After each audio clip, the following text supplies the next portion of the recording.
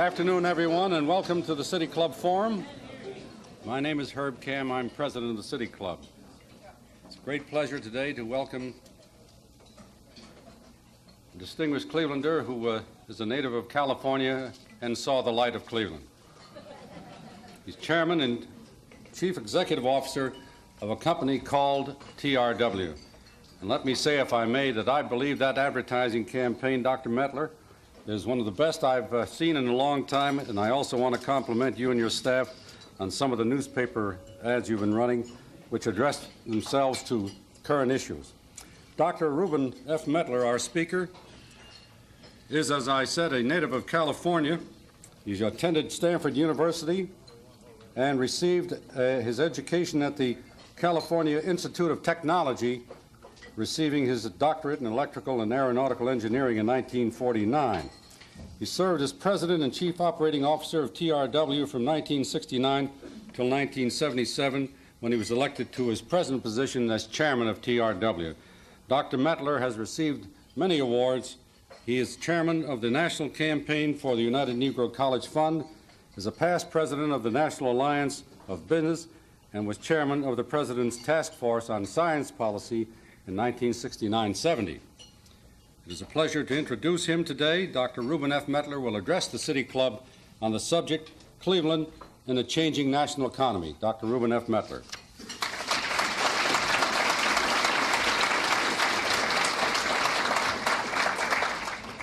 Thank you, Herb, and ladies and gentlemen. I'm very pleased to have this opportunity to address this distinguished forum. I've chosen a topic that I do believe is of overwhelming importance to each of us. That is the need for a growing, competitive economy, nationally and locally. Since I will be making a few remarks about Cleveland, I'll be alert to the experience of both Rich Little and the mayor of Cincinnati. However, as a local resident and as a local booster, I hope to escape their problems. I think if this audience were polled, I'm quite sure that most would agree that while a growing competitive economy with low inflation is not in itself a sufficient condition for meeting most national and local aspirations, it is nevertheless a necessary condition. I think it's worth reminding ourselves that a sound economy is central to financing our national defense, to conducting our foreign policy and international trade, and to achieving our domestic and social political goals. From both a national and a local perspective, the creation of thriving cities and rural areas, new job opportunities and upward mobility, aid to the disadvantaged, security in old age, a healthy environment, superior educational institutions, diverse cultural programs, public safety, and a high quality of life for individual citizens all depend on a sound, competitive economy. The question is thus less one of why economic growth, but rather the more difficult question of how is it to be attained, again, both nationally and at the local level.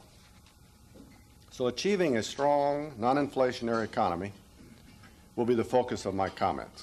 I'll divide them into three parts. First, I'd like to identify some pivotal factors that will surely influence both national and local economic vitality. And then I'd like to discuss the key weaknesses and strengths of the economy of the greater Cleveland area and their relevance in both a national and local context.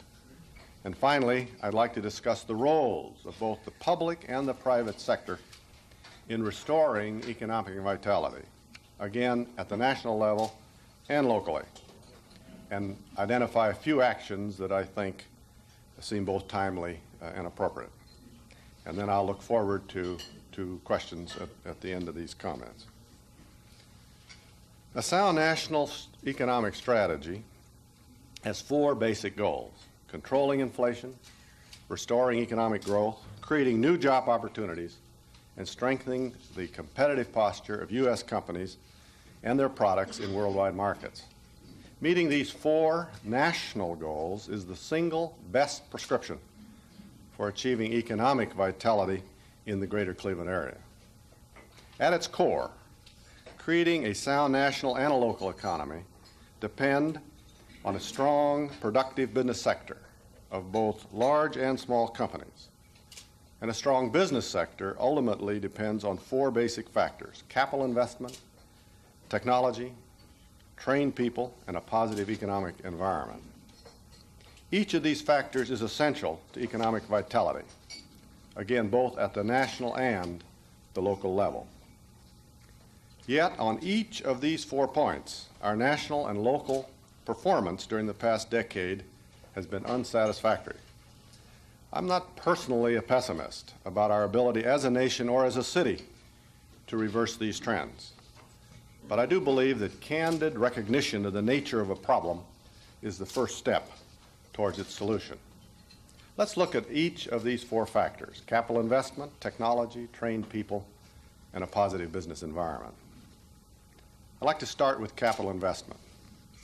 It is a central component of any effort to strengthen the economy in the country as a whole or in Cleveland. In the private sector, capital investment provides, of course, the modern plant, equipment, and technology needed to create jobs, improve productivity, and increase competitiveness. Capital formation is also job formation. In the public sector, capital investment provides the essential public facilities that support the private economy: roads, bridges, water supplies, public transportation, educational facilities, and so forth. Real capital investment as a percent of our gross national product has declined in both public and private sectors since the late 1960s. In the private sector, the real levels of private investment in productive capacity decline annually for 2 reasons. First, major portions of the investment that were made were diverted to meeting non-productive regulatory requirements. By the latter part of the 1970s, almost 10% of all private capital investment was allocated to satisfying regulations, many of which, not all, many of which are only of marginal value. Second, for several decades, government economic policies have had the net effect of favoring consumption over investment. This consumption bias in public policy, coupled with tax and other disincentives to investment, plus high inflation, was a continuing negative to private capital investment. Insufficient capital investment during the 1970s has today both a short and a long-term consequence. Specifically, it is the principal source of the loss of productivity and competitiveness that we face today in many American industries and companies and regions, and we now have much lost ground to make up. Turning to the public capital investment, the decline in public capital investment has been even more dramatic than the decline in private investment. In real, non-inflated purchasing power, the public sector today is investing over 1/3 less in basic public facilities than it did in 1965, the peak year of public works expenditures in the United States. Consequently, the key public facilities on which the American economy depends are increasingly too worn out, too limited, and too obsolete to support more rapid economic growth. Half the communities in the United States cannot really permit significant economic expansion because their wastewater and water treatment systems are operating at or near full capacity. About 1/5 of the interstate highway system, which handles about 20% of all highway traffic, is past its engineered design life and must be rebuilt. And about 1/5 of the bridges have deteriorated to the point where they also must be rebuilt or abandoned. At least 2/3 of all communities in the United States, including Cleveland, must be rated as needing major new investment in basic public facilities before they can become fully competitive in supporting significant new economic development. Let's turn to the second factor that I mentioned: technology and innovation. Entrepreneurial and innovative businesses, both large and small, contribute greatly to productivity, international trade, and economic growth by creating new products, new processes, and even new industries. Large competitive companies are vital to maintaining our basic industries and our position in world markets. and small entrepreneurial businesses are particularly important in creating new job opportunities. New technology and innovation have two important dimensions: the creation of technology and its application. For at least a decade, U.S. technological advance, a mainstay of productivity, has been sluggish. In part, this sluggishness reflects the reduced investment that we spoke of earlier. In the 1960s, research and development expenditures were almost 3% of the gross national product. In the 70s, they slipped to slightly more than 2.2%. Yet, the United States remains the world's leader in the creation of new technology. The United States literally has the technological means to do almost anything that it wishes to do. The principal barrier to the effective use of the nation's technology is the slow rate of technological application, the speed at which technology is moved from the laboratory to production.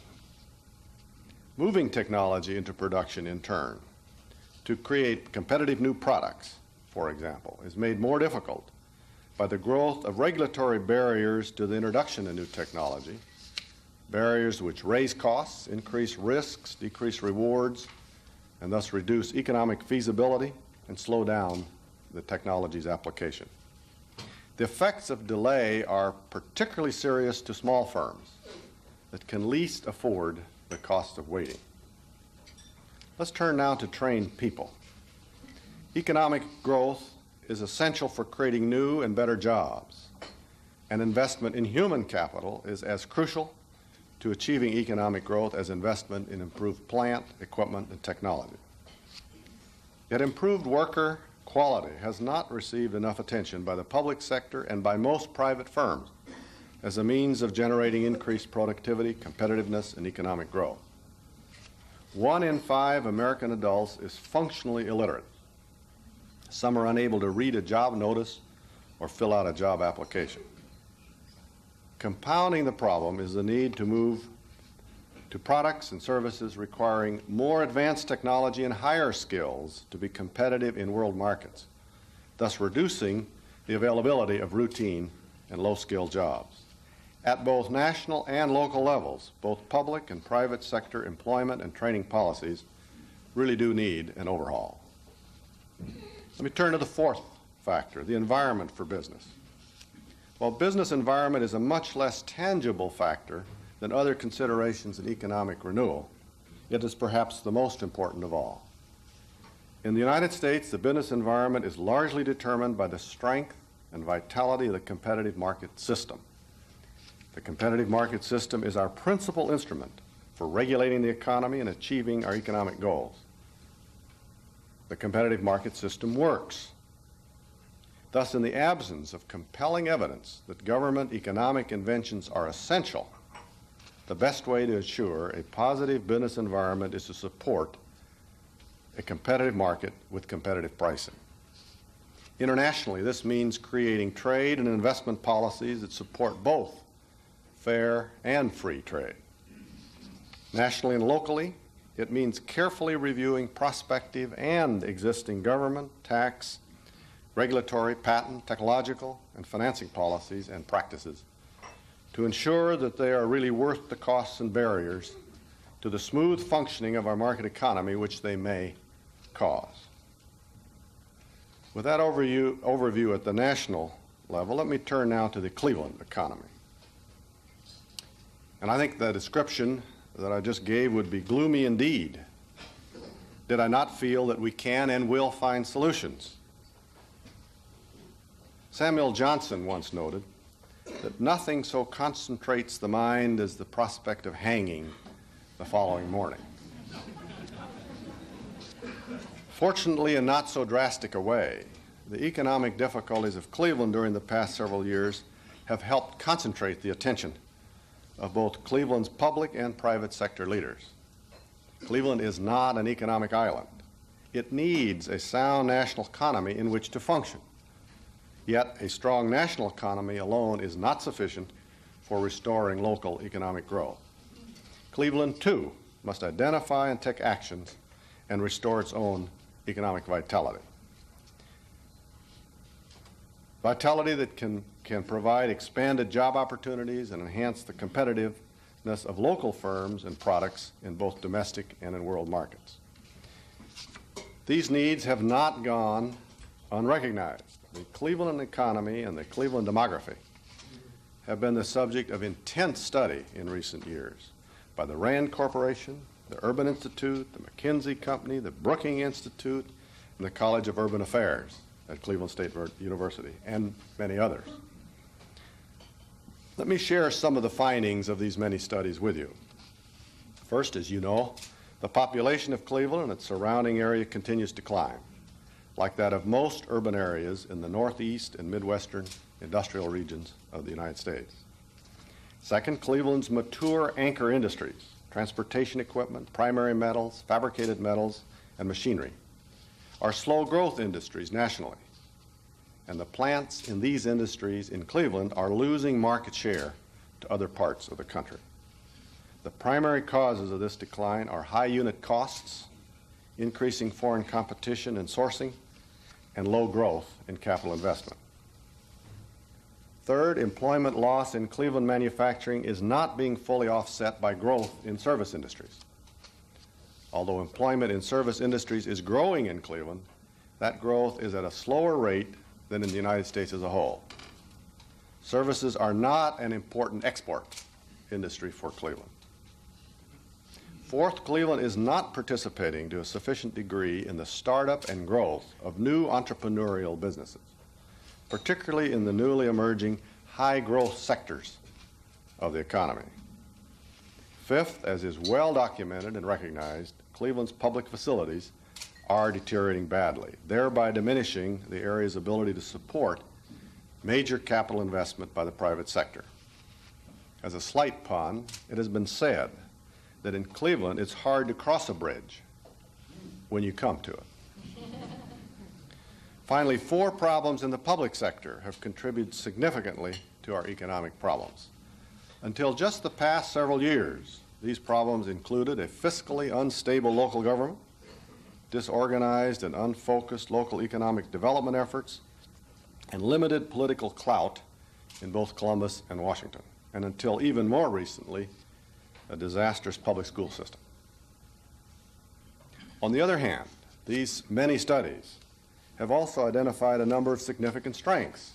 Let me tick a few of those off. Specifically, the Northeast and Midwestern regions of the United States will long remain the population and economic heartland of the country. Cleveland has strong locational advantages. Over 50% of the U.S. population and 60% of U.S. durable goods manufacturing are within a 500-mile radius of where we sit today. Since 1970, the proportion of the nation's non-durable manufacturing, wholesale trade, finance, and services within a 250-mile radius of Cleveland has actually increased. Manufacturing constitutes a major segment of the Cleveland economy, and fortunately, manufacturing in Cleveland is broadly based. Cleveland is definitely not just a one-industry or even a two-industry town. But perhaps most positive of all, the public and private sectors in Cleveland have clearly begun the process of taking action to strengthen the greater Cleveland area economy. I think much progress has been made in the past 2 years. Many of the short-term emergencies of the past in local government are now solved or well on the way to solution. Significantly, the environment and means are being created for dealing with the longer-term issues that are central to Cleveland's economic future. I think a major step in creating an improved business environment has been the restructuring of city government to permit 4-year terms of office for both the mayor and the city council. Thus, for the first time in our city's history, elected officials have tenures that permit them to take a longer view and thus better ensure a continuity of policies and the time to address the longer-range issues. Efforts are underway to identify the city's long-term public capital needs and the ways and means to finance those investments. New efforts are underway and showing good promise to build a broad community coalition to to improve communications among the many business, civic, cultural groups in Cleveland. Also, a number of major businesses have joined together to form the Cleveland Tomorrow Committee, which, when fully established, will be a business group devoted to improving the economic vitality of Cleveland and the surrounding areas. It will not duplicate existing efforts, but will focus on coordinating programs aimed at both helping Cleveland companies that are in mature industries be more competitive and helping stimulate the startup and growth of new entrepreneurial companies in the local area. I think these public and private sector actions to strengthen the Cleveland economy merit the full support of all of us. No single institution or group is totally responsible for Cleveland's economic decline, nor can our challenges be met by any single group or institution. In the 1980s, as the federal and state roles are diminished, economic development responsibilities will increasingly fall to local government, to local business, to local workers, and to those wanting to enter the local labor force. What is required is a sorting out of responsibilities so each group can concentrate on those parts of the total problem where it can be most effective. I think it is important to discuss our concept of roles and responsibilities because our assumptions about them may need to change. Both in the United States and in Cleveland, strong economic renewal is both necessary and is possible. But the approaches to economic renewal in its future must be significantly different from those in the past. What is required is an approach that can effectively draw together all participants, public and private, national and local. Moreover, these efforts must be conceived and structured in a manner that encourages each group, each party to the total economy, to perform those parts of the overall effort it is best equipped to perform. In economic terms, that means that each group should concentrate where it has a comparative advantage. If the participants perform the role they are best equipped to play, a successful pattern of public and private sector actions, I believe, can be constructed. Though many of these actions in themselves may be small and appear insignificant, taken together, they can make an effective whole that can restore both national and local economic vitality. In pragmatic terms, I think the key consideration for conceiving programs and assigning roles at both national and local levels is to address economic problems by economic means. Political solutions to economic problems seldom, if ever, work, and they often create unintended side effects worse than the original problem. In the end, the best, if not the only, route to economic success is to be competitive at national level, at industry level, and in specific companies. At the company level, this means delivering high-quality products and services at competitive prices. And if companies are to do so, they must increase their investment, improve their technology, enhance the skills of their employees. That same theme obviously reoccurs in both national and in the local region. I'd like to say just a few words now about what I believe are the appropriate responsibilities and roles between the public and private sectors and among various levels of government. This is a rather abstract topic, but I think it's important because some of these things, I think, need to change. Let's take the same basic points, starting with private capital investment, which is almost exclusively a private sector responsibility. To create an environment that encourages private investment is a major long-term government responsibility. For policies that reduce inflation, protect and strengthen the market system, and limit regulation and government intervention to where it's truly essential. The investment must be made by the private sector. It must be encouraged by the government policies. There are many things that we can do to foster this type of an environment. For example, the city and county governments at local level can assist firms in meeting regulatory requirements. They can support public-private efforts to operate training programs that meet the specific training needs of employers in this area. They can address the needs for more investment in private and vital public facilities. The private sector can take actions to stimulate capital investment in new and existing Cleveland companies and individual companies can improve their management and their competitive standing so they can afford more investment. The next item, public capital investment. That is obviously primarily the responsibility of the state and local governments, with some financial assistance from the federal level. It's clearly necessary to improve the rating, the credit rating of local government, so long-term financing of public facilities again becomes possible. At federal level, a national public works investment policy is needed for those federal investments that are to be made. We should all support the efforts to create a national public works policy, including creating a national capital budget and broadening the possible uses of federal public funds to include rehabilitation and repair activities. At present, most federal programs focus only on new construction, yet many of Cleveland's most pressing needs are for repair, maintenance, and rehabilitation of existing facilities. It's very important for the private sector to support those efforts by local government to create and finance a long-term local public capital program. Quickly, technology and innovation. Most actions pertinent to technological advancement are the responsibility of the private sector, with some in long-term research resting with the federal government. The challenge is to find ways to stimulate investment in technological activities in the private sector. Turning to human capital. Improving the performance of our nation's human capital is a fundamental need in strengthening both the national and Cleveland economies. Increased investment in our human capital is essential. Accordingly, a set of employment and training policies, institutions, and programs in both public and private sectors must be created that address 5 basic issues.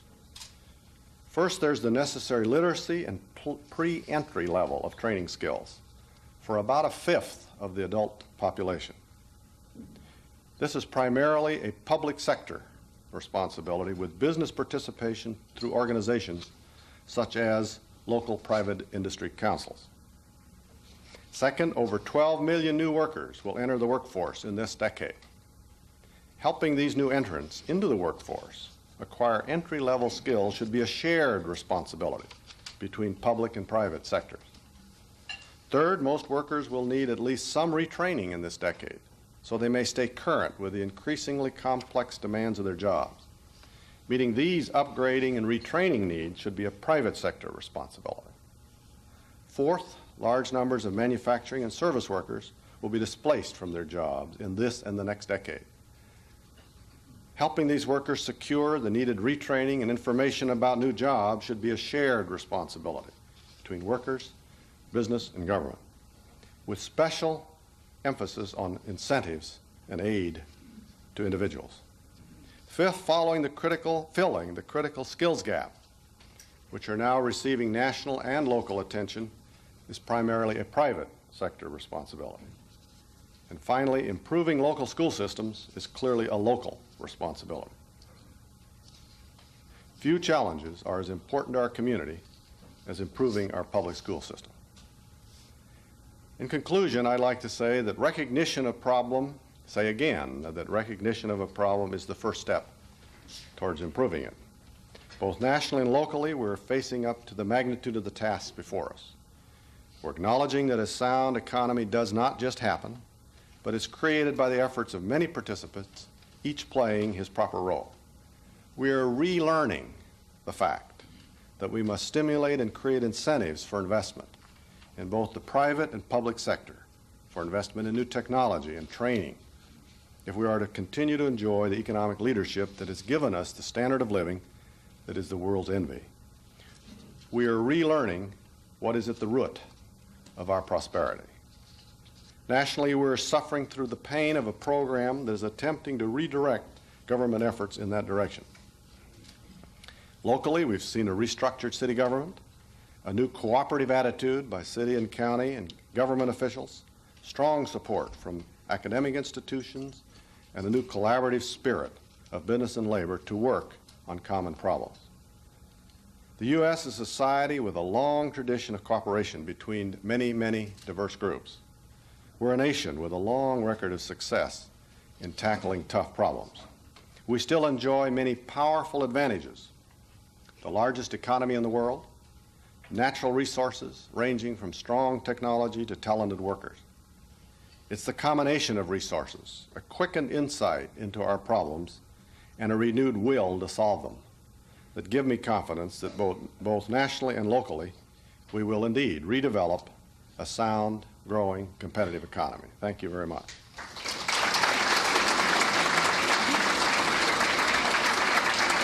I'll make a couple of announcements and then we'll put it back on. I'll come back to you. Thank you, Dr. Mettler. Today at the City Club we are listening to an address on the economy by Dr. Reuben F. Mettler, Chairman and Chief Executive Officer of a company called TRW. In just a moment we'll have our traditional question and answer session, but first a couple of brief announcements, please. Let me remind all of you that these are very exciting days at the City Club. We are preparing to move to new headquarters. We're getting ready to bring before you the debates by contestants in the most important political contests confronting us. There will be our usual annual review in which members of the City Club will become actors, and you'll wish that they hadn't. And there, of course, will be our usual summer series in the very lovely setting of the Eastman Garden next to the library. So we hope that these events and the other advantages that are available to you as a member of the City Club will induce those of you who are not members to join our impressive ranks. And feel free to call us at 621-0082. Alan Davis, our Executive Director, and Lillian Anderson, our Assistant Director, will be happy to accommodate you. Today, as usual, we have students with us from high schools participating in our Living Seminars program, which we sponsor in cooperation with the Cleveland Board of Education. With us today are students from the following high schools: Benedictine, Maple Heights, Mid-Park, Shaker, Westlake, and Padua. Will you young people please stand and receive our welcome?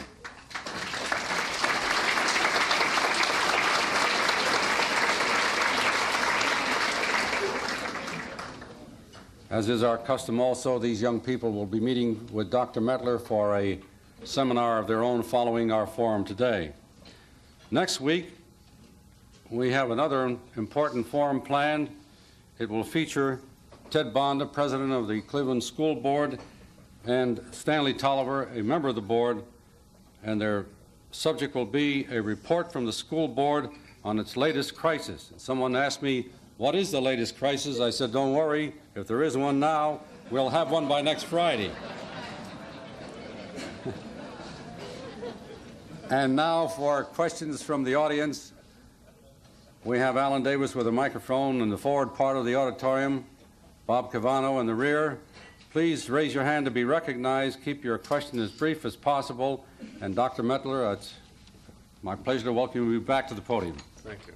Dr. Mettler, you have a background as consultant to the Defense Department and in ballistic missiles and space technology. Do you think that we can cut military spending so that we can reduce the deficit and therefore reduce interest rates? Yes, I think spending can be cut a little bit, but not very much. I think the imperative need of compensating for several decades when we have spent too little is before us. And while some trimming can take place, I really don't believe that a significant cut can be made without endangering our military strength. In the boom days of Cleveland, real interest rates were about 2%. Currently, the prime rate is 16.5%, and the consumer price index went down this last month, so that real interest rates are about 17%. And if this is a capital goods city, how can it recover when there are such interest rates, and what can be done about those interest rates? Two things. First, I think it's absolutely essential that interest rates be brought down, or we won't really have the kind of economic recovery at national level or in a city like Cleveland that we all want. My own view is that if I knew absolutely how to bring interest rates down, I would rush right down to New York and Washington, and I think I could even help in that problem. It's a mystery. It's not clear. I think, on the other hand, it is quite clear that it is essential to reduce the very large projected budget deficits in order to send a message of confidence to investors who are, after all, setting those high interest rates. So the immediate action, I think, is to encourage the administration and the Congress to really make the compromise in a budget and tax policy that you read about each day in the paper. I think it's very important that they really accomplish what they're trying to do there. Dr. Mettler, you have spoken about the importance of competitiveness in the industrial machine. This area is dependent upon the automobile industry to a great extent. The big four auto manufacturers have lost 28% of the domestic market to foreign competition. What factors do you feel have led to the loss of such a large percentage of the domestic market? I'm painfully aware of the magnitude of the loss of market share by our domestic automobile manufacturers.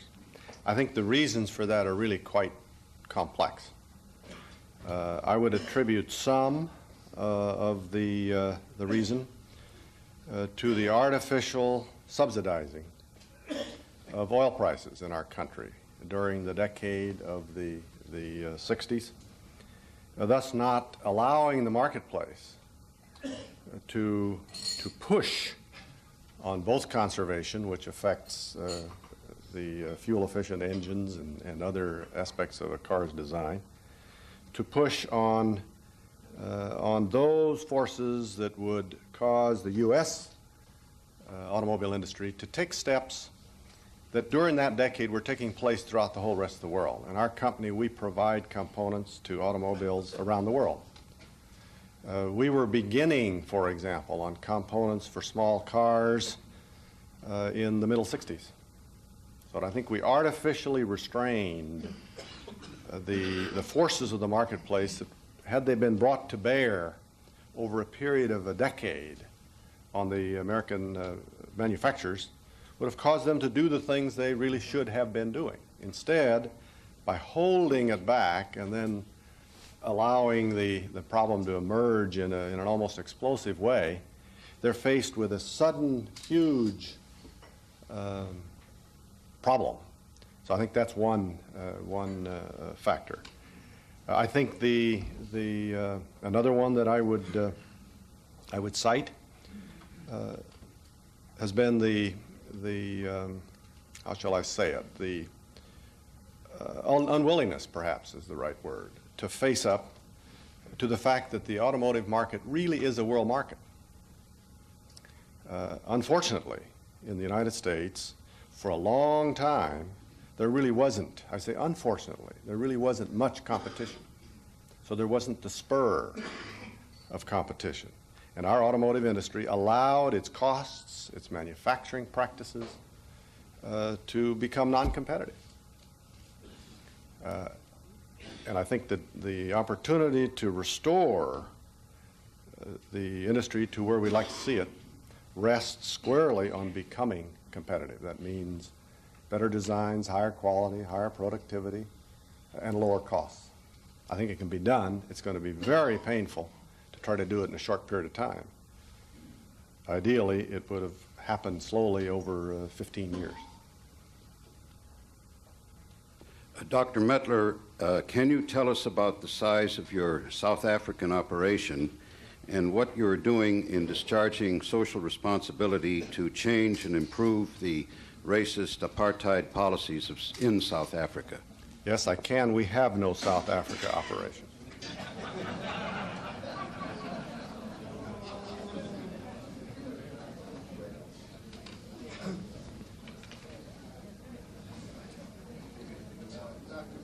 Talked about the needs from the standpoint of the national economy needs and the local economy needs.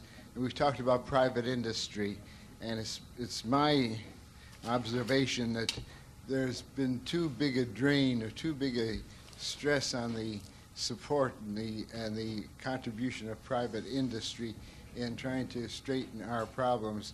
Do you feel that our private industry is straining itself beyond where they can go, or do you feel that we have to make these moves without the continuous support of private industry?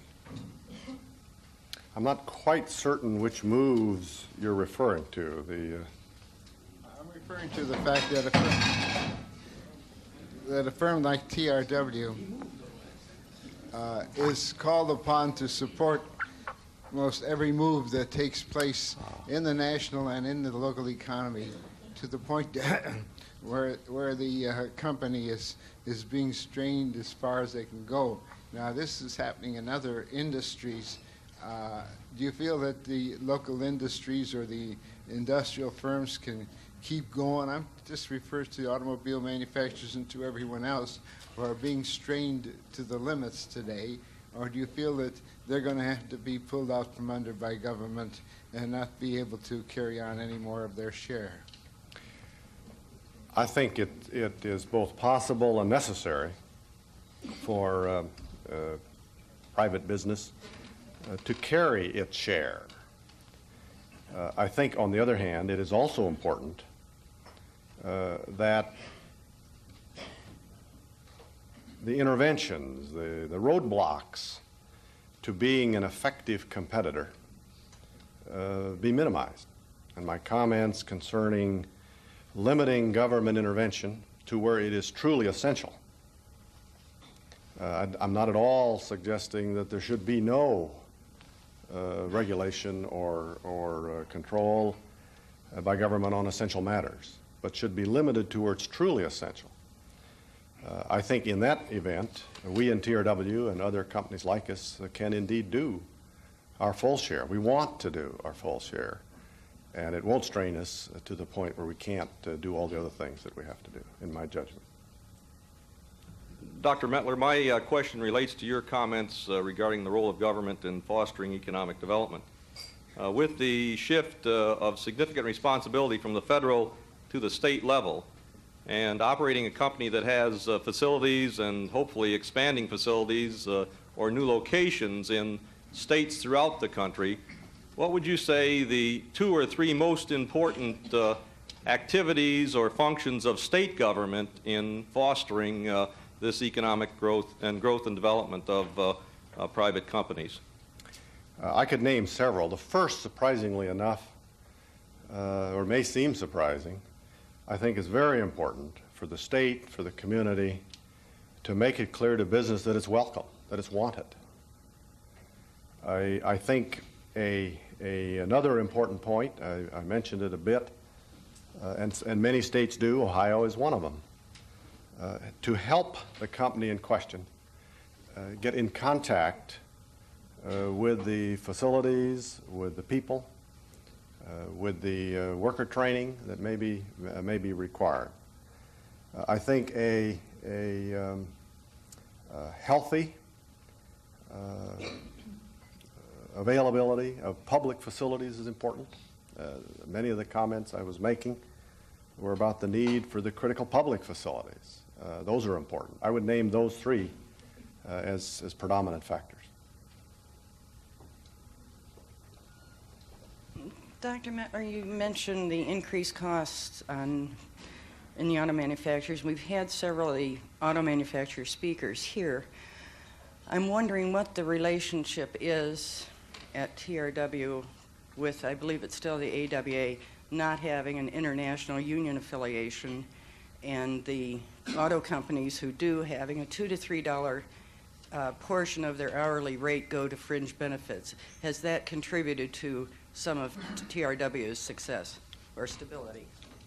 Well, I think it's very clear that any supplier to the automobile companies, since in general the automobile manufacturers can themselves make all and do also make most all of the parts that they buy, I think any supplier must be able to deliver a quality product at a lower price. And for years and years and years, we in our company have been clear that unless our costs are lower than those of our customers, we may just lose the business. So we have maintained a differential in really all elements of cost in supplying those customers to reduce their incentive to take that work in-house and do it for themselves. So it does make a difference, and we do have that cost differential. Dr. Mettler, I commend you on highlighting the importance of investment in human capital. But I also note Dr. John Charles Cooper, a noted sociologist, comments that during the recent decades, our education has been largely through movies rather than print media. And consequently, this is a very high-cost item to produce, and with schools in the present condition, it's difficult for them to afford this type of educational media. My question is, should large corporations like yours or associations like the National Manufacturers Association be concerned with this and working in a partnership with schools? Or just what are they doing? Thank you. I think the answer to the question, should we be concerned and working in a partnership, I think the answer is yes, we should. We have, in our own company, a number of activities underway, some very good ones here in Cleveland, where we are sponsoring special training programs in conjunction with other companies in the region and with several of the local institutions.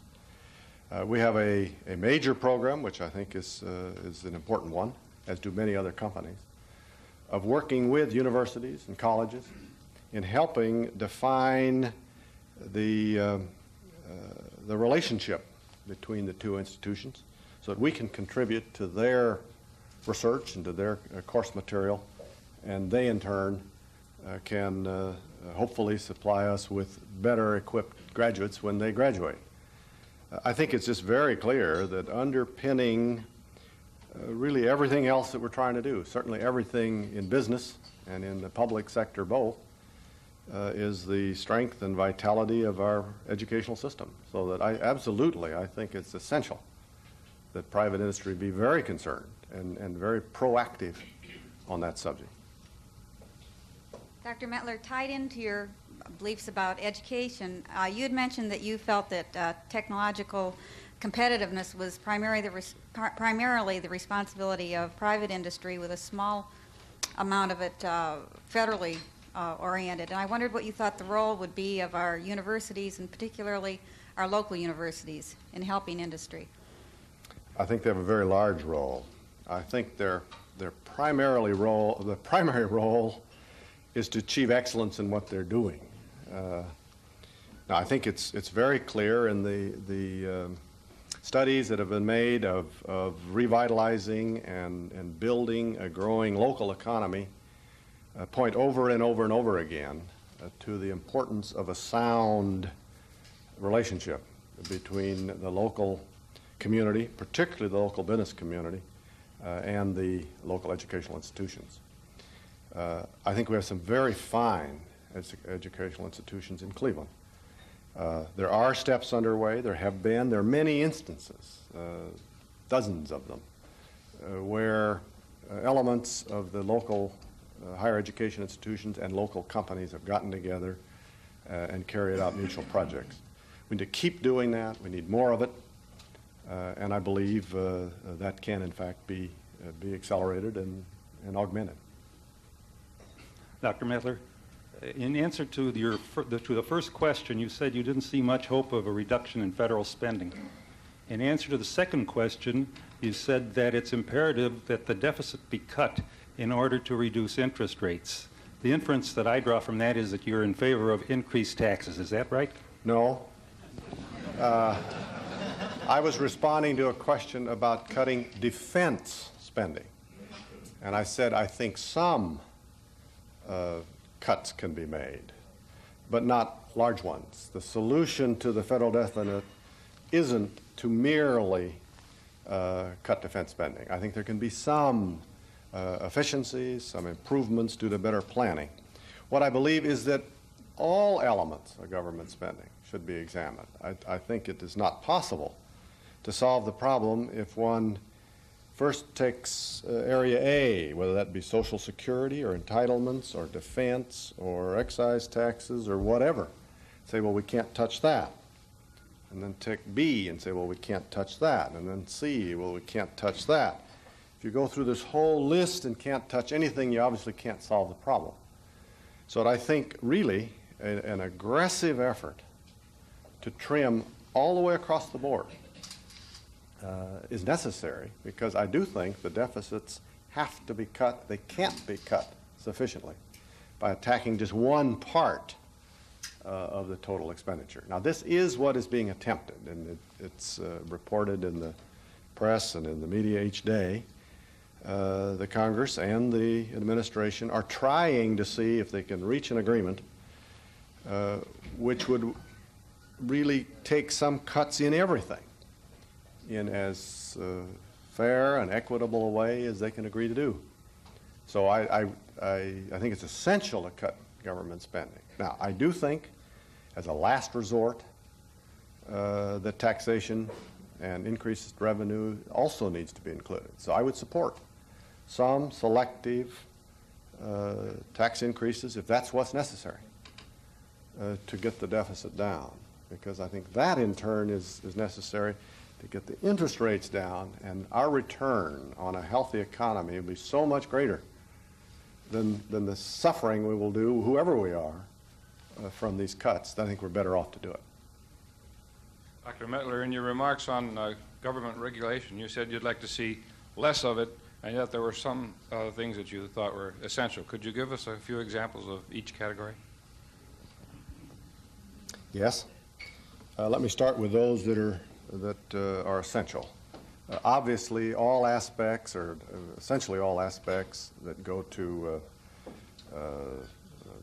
public safety and the amount of control that's needed in a civilized society, for example, are essential. I think an essential control is antitrust, for example. I think it's important that companies, in fact, compete effectively with each other. I think there are certainly many environmental constraints that must be placed on the economy and on companies. Now, where are they non-essential? So I think, to go back to that, one can find, I think, a whole range that are essential. It's the extremes that I think are very hurtful and non-essential. Many of the things that are done in the name of a good cause create problems that are worse than the ones they're trying to solve. So there are many examples, I think, of excesses where in our own company it costs us much more money than any benefit that is gained. So that I do think the discipline of cost effectiveness is essential. In many cases, we have national laws that explicitly prevent that. Often in dealing with risk, an attempt is made to produce such a tight situation that there's no risk at all. And life isn't like that. That's just impossible. So that I think that it's the extremes that extract too high a price for the final 2% that are often non-essential. Dr. Mettler, a two-part question dealing with leadership and direction. With much of the corporate leadership now multi-regional and multinational, and I'm sure you can identify with this personally, how do you retain your personal time and influence in a given city, Greater Cleveland, for instance? That's one part. Secondly, how do you have any plans, or would you comment on how we excite the people in the Northeast to repair and maintain, as opposed to the excitement and drama of new? All right. Well, first, how do people who are engaged in multinational or large enterprises retain their interest and their participation in local events, I gather, was the first part of the question. First, I think it's essential to do so, and I guess the way you do it is just by doing it. It's essential, I think, that we not get so involved in the broad affairs, for example, of our company, that we're not deeply involved in Cleveland or in any other city in which we have operations. Now, how do we excite people about repairing and rehabilitating as distinguished from the new things? I would suggest a rather direct formula, which is economics. It's very clear at this point that in many, many cases, this is true in the housing market, it's true in many public facilities, it's true in many industrial facilities. It's far more effective at the current costs of construction to rebuild and rehabilitate something that already exists, not always, but often, rather than just start over new. So I think the economics are creating a pressure to rebuild many of the things that are there and can be improved. My comments about the federal public works programs were aimed at the idea of permitting the federal funds that are available to be used for rehabilitation. There, a change in legislation and in government policy is necessary, and I'm really suggesting that we work to accomplish that change. Dr. Mettler, how does TRW deal with the area of corporate social responsibility? Some companies handle individual situations case by case as they arise. Others have a carefully planned and orchestrated program with staff. What's the situation at TRW? We have defined as among our basic company objectives being a good corporate citizen. We think our social responsibility consists of three things, fundamentally. First, being a strong economic institution, to being a superior performer economically. That's what provides quality products, jobs. That's our fundamental task. Then we think our next responsibility is to do our best to ensure very high quality internal operations. And then third, those extra things in the community and at national level that we do to augment those first two. So we have a very broadly defined and very basic commitment to social responsibility at each one of those three levels: economic, internal operations, and external. Thank you.